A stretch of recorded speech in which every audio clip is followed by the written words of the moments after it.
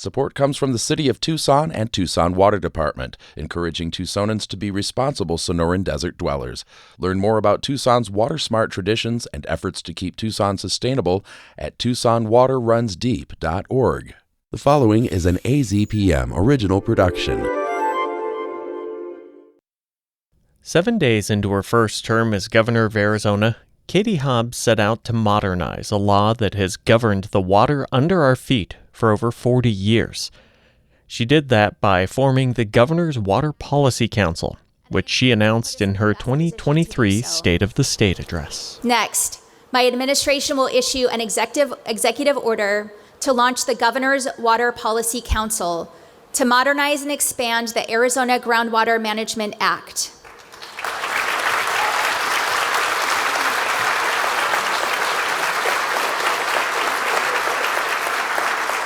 Facing our current reality, it's time to update groundwater management tools and protect groundwater supplies, particularly in our rural communities. The main task of the council, expanding and modernizing the Arizona Groundwater Management Act of 1980, is a very tall order. That piece of legislation, which we've talked about briefly in a few other episodes this season, was one of the first of its kind in water policy across the West, because it attempted to guarantee long-term access to water as the state grew. But one focus of the council quickly turned to what the Arizona Groundwater Management Act didn't do. We must take these actions today because in many parts of our state, there are effectively no restrictions on groundwater pumping, and local communities have little to no support to manage water supplies. As a result, a new water user can move in, dig a well, and pump as much water as possible, even if it dries up the community's aquifer. This is why you see a Saudi Arabian conglomerate pumping local groundwater nearly unchecked in La Paz County today to grow water-intensive crops and send them to the other side of the planet. Let's set aside the conversation about water use in Arizona's sprawling metro areas and shift our attention to the people and communities outside of them. Because, as the governor said, there are virtually no restrictions on rural groundwater pumping, and the reality is wells are drying up. This is Tapped, a podcast about water. I'm Zach Ziegler. And I'm Hannah Cree. AZPM talked to 5 members of the Governor's Water Policy Council, including 2 members that ultimately decided to walk away from the table to unpack the ongoing negotiations. So what should we do or not do when it comes to Arizona's rural groundwater?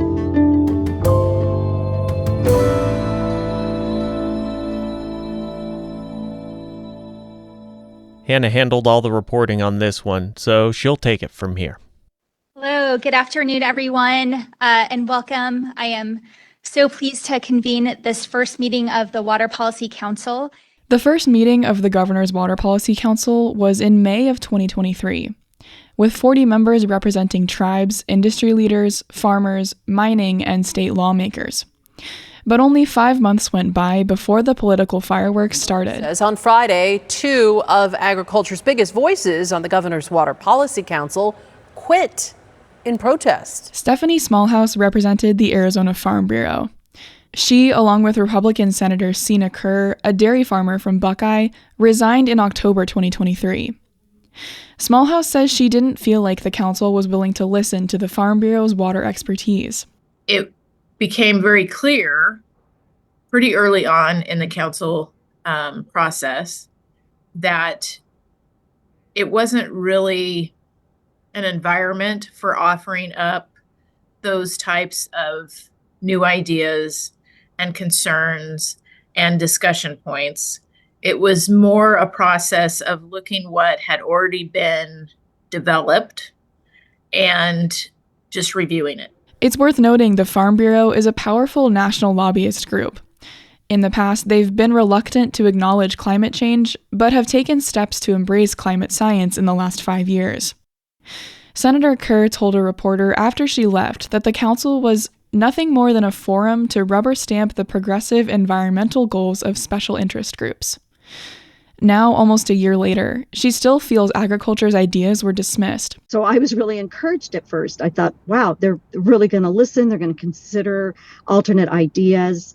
And then after a couple of meetings, it was very clear that they had a predetermined outcome already laid out. They would mention other ideas or proposals, but they were not taken seriously. The battle lines were drawn between agriculture and nearly all other stakeholders. But Kerr and Smallhouse's withdrawal was not the end. Here's Smallhouse again. Immediately after stepping off the council, we went to work on our own. So from October of 23 until June, essentially, of 24, we worked nonstop on a new framework that was proposed in this legislative session called SB 1221, which is basin management areas. The two continued meeting privately with agricultural stakeholders and even across the aisle, they claim, alongside Republican chair of the Natural Resources, Energy, and Water Committee, Gail Griffin, who remained on the council but expressed support for the rural stakeholders who left. That Senate Bill 1221, drafted mostly behind closed doors, got the farthest, and succeeded in making those not included, aka the rest of the governor's council, pretty upset. However, after some transformation, those on both sides are saying that the state's never been closer to a rural groundwater management agreement. Let's start with the basics, and probably something you already know if you're a Taft fan. The lawmakers who wrote the Groundwater Management Act of 1980 designed two tools that are still the backbone of water management today.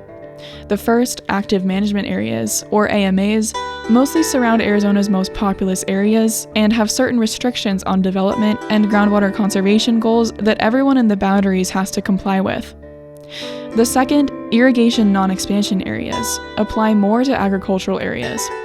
When concerns over groundwater reach a certain level in a basin, INAs are established to essentially cap further irrigation from taking place within a certain boundary. The provisions of these areas also don't appropriately address the needs of rural Arizonans, which is one thing the council could all agree on.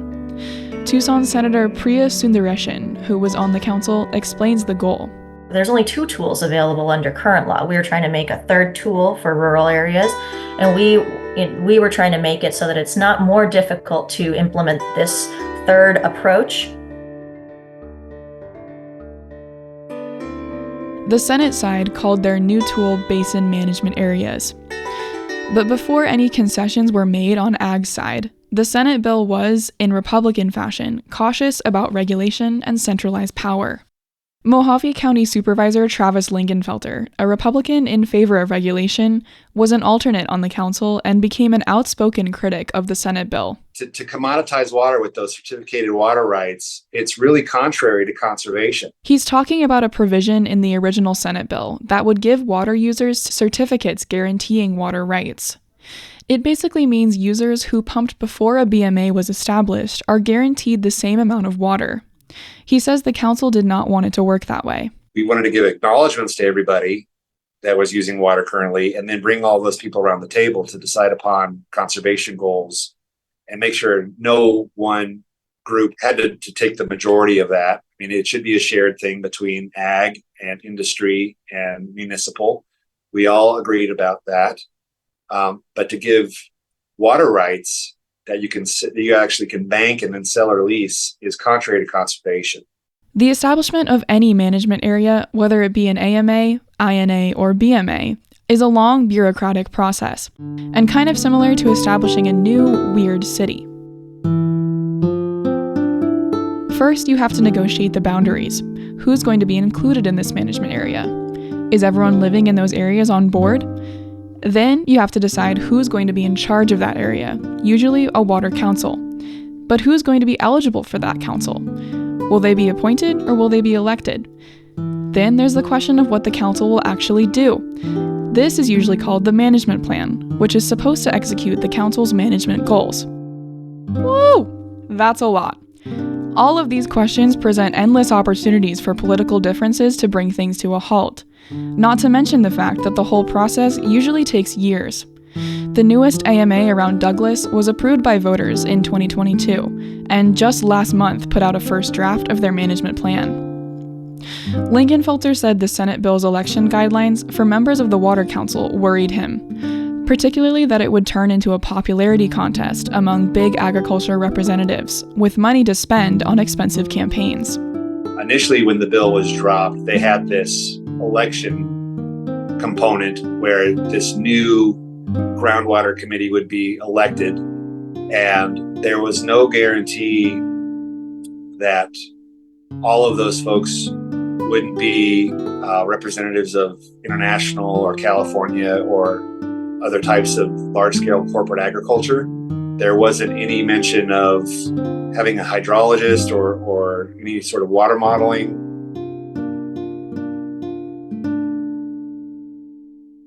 Another area of tension on the Senate bill side was the management plan and its execution. In its first few drafts, SB 1221, the bill that those who left the council put together, prioritized economic interests and limiting the powers of any possible management strategy. It did not include any mandatory cuts to water use like the council wanted, or even concrete conservation goals. It mainly outlined what the department or governing body was not allowed to do, says Lingan, which included placing limits on how much a user could conserve. You could not have in your plan that you would conserve more than 10%, and then I think it went up to 15% during the first, I think it's 10 years. But what if a basin could conserve 17% or 20%? Why would we prevent that? Mainly, the Senate bill said any cuts to water users had to be the same percentage across all users. So, small personal wells would be required to cut their use as much as a 100-acre farm. Since both of these stakeholders would have to agree on a percentage to be cut, logically the smallest possible cut would move forward in order to protect small water users from unreasonable expectations, while huge water users would face very little pressure from regulation. But they couldn't quite do it, as Kerr explains. We had absences in the House, and so we knew we didn't have the votes to get it over to the governor's desk, but we wanted to show, and what the stakeholders needed to see was that their work was not in vain. And it was successful in that we got every single Republican to vote for the bill in the House, but we just didn't have the 31 that we needed. However, the bill that made it to the House floor had significant concessions on agriculture's side. The language about equal percentage cuts across all users stayed in, but they also agreed to a 10% mandatory cut to water use across all users within 10 years, plus an additional 5% after that. That was hard won, says Smallhouse. 10 to 15% water cut for a farmer is huge. It would require a significant investment in greater conservation technology. And people have to understand that many of the farmers that are in these basins already have the highest technology in place. And so cutting 10 to 15%, you're literally taking farmland out of production. A quick note here that the 10% cut would take place gradually over 10 years, because the bill prohibits more than a 2% cut per year. Agriculture stakeholders also agreed to a governor-appointed council, a concession from water council elections. The fireworks weren't over, though. At the last meeting of the council, just 3 days after that bill died, several Democratic lawmakers expressed serious anger at the last-minute attempt to pass it. Here's Tempe Representative Stacey Travers at that meeting talking about how the Senate bill, in her opinion, did not represent the interests of the council and was pre-written, which was exactly what the Republicans and agriculture complained about before leaving. And here's your warning for some strong language coming up. Quite honestly, I'm a little frustrated and a little angry because I feel like while I'm incredibly honored to be a part of this council, I'm not really sure what the point to being here was, because nothing that we had to say ultimately was heard. 1221 was written prior to coming to the table and having these negotiations. And, we were here, and now we're sitting here 6 months later, and we're having another presentation, not about really what we talked about, but what you all talked about in closed door meetings. And so this is just a little get together to tell us what you guys have done and that we should sort of be on board with it. And quite honestly, I think is kind of bullshit. After the break, Hannah takes us to the other side of this fight. The candidates for November are set. I know Donald Trump's type. Between now and Election Day, we are not going back. A campaign season unfolding faster. Kamala Harris is not getting a promotion Than any in recent history. Make America great again. Follow it all with new episodes every weekday on the NPR Politics Podcast. This is Tapped, a podcast about water. I'm Zach Ziegler. Before the break, we heard about an attempt to pass a bill that many of Arizona's water councils saw as well short of what's needed. Now, Hannah Cree takes us to the other side of the debate in its attempt to pass meaningful water legislation. Let's shift our focus now to the other side of the table. Those in favor of stricter groundwater regulation, who, yes, they tend to be Democrats, but also include Republicans like Lingan from rural areas, and farmers like Ed Curry, a Wilcox chili farmer on the council, who peppered the meetings with blue-collar quips like this. Gail, my hat's off to you and your group on making lots of concessions and eating some crow and trying to get here. At the same time, I feel we have to give a little more than Gail feels we have to give. Curry said he was approached by the Republican and Ag side for their bill. But many members of the council said that an opposing House bill, introduced by Sundaresan and Chris Mathis, another Democrat, better reflected the 9 months of meetings. The House bill would have given the director of ADWR more power, including the ability to fast-track the management area establishment process if they notice certain groundwater concerns, like land subsidence. Regulation backers originally wrote in a mandatory 20% cut over a decade, but they eventually went back to that 10%. Instead of laying out what the Management Council was not allowed to do, the House bill also gave the Management Area Council much more structured guidelines and incentives for all types of water users to use less. Think recommendations for water quality monitoring programs or programs that benefit users who try to use recycled water. It also tried to crack down on something that you heard about last episode: hedge funds buying up Arizona land so they can potentially sell the water rights to other parts of the state. Lingan explains. We were sort of against creating some sort of a similar market with rural groundwater because a lot of these rural communities, there is no plan B for a water source. The House bill says the sale of groundwater certificates is allowed, but that each transfer of water rights to a different owner would decrease that certificate's allowance by 15%. The pro-regulation House bill needed to go through the joint Natural Resources, Energy, and Water Committee, which is chaired by Gail Griffin from Cochise County.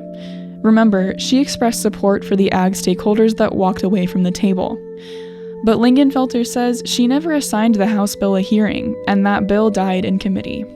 Those that couldn't control the conversation, like they've always controlled the conversation, they labeled it partisan and didn't get a hearing. The death of the Senate bill meant no legislation was passed from the first year of the Governor's Water Policy Council. But negotiations have continued, and that 10% agreement on both sides is probably the biggest success to come out of the council. It's pretty safe to say any future legislation is going to include similar guidelines, although Sundaresan says many on her side want to see that go further in the future. If it was me by myself introducing a bill, I might be leaning much more into, a stronger evidence and data-based management solution, and one that has really strong enforcement capabilities, really protective of what it currently remains in our aquifers, because groundwater does not get replenished. The biggest sticking point involves calculating a user's 10-year water average. That number is important because it will determine how much water a user was allowed to start with, and what they have to reduce to at the end of a 10-year management period. The disagreement, Smallhouse explains, is over whether to include a farmer's 0 years or years they didn't farm or use water. There's a lot of reasons why a farmer would not use water in those years.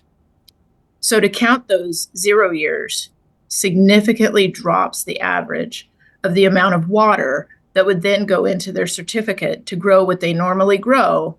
The other side worries some users who are anticipating future cuts to water have been pumping more water than they need in the last few years in hopes of starting off with a higher average if they become part of a management area. The Farm Bureau says there is hope, but negotiations have a ways to go. We've never been closer and we've never been farther away.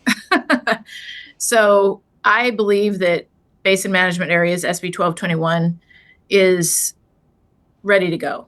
If the zero water use years and the greater conservation cuts continue to be a sticking point, then we are very far apart, because I just don't see us coming any closer on those two items, because we've already given more than what we're comfortable with in terms of negotiations. Sarah Porter is a water law expert with Arizona State University's Kyle Institute for Water Policy. She also sat on the council. As she reflected on the outcome, she says the conversation about regulation gets twisted. Every time Arizona has done any kind of groundwater management, it protects the existing ag users. But in the conversations, it isn't presented as a protection. Instead, for some reason, the conversation is that it's about taking away the ability of landowners to use groundwater, with the measure of freedom that they have now. But she understands how the conversation about potential regulations gets so intense. It is very hard to have a conversation that fundamentally is going to limit people's ability to use their land. It does become a political conversation. Especially many people in Arizona believe, even though it's incorrect, that the water under their land is their property. That's never been the law in Arizona. And we have an Arizona Supreme Court opinion that says it is not your property. The fact that there's moisture in the earth beneath your land doesn't mean you own that moisture. But regardless of what our Supreme Court said at some point, it feels to some people, that we're tinkering with a property right. That's a very sensitive area. Although there were rumors earlier this summer that the governor might call a special session to get something passed, that's now very unlikely as the election approaches. The future of rural groundwater rests now on the next legislative session, as the mounting pressure to do something builds. Political squabbles are nothing new on the state level. Arizona has been deadlocked on water issues for years at this point. But in another, mostly rural county, a big issue is the occasional presence of too much water. And dealing with that problem gets complicated by the fact that the water issue comes from another country and a much larger city. But unlike what we heard about in this episode, they're making progress. That's next time. Tapped is a production of AZPM News. This episode was written and reported by Hannah Cree, with audio production by me, Zach Ziegler. Our editor is our news director, Christopher Conover. Our theme music and some interstitial music is by Michael Greenwald. Go to our website in the podcast section of azpm.org for pictures, links, and more. Thanks for listening.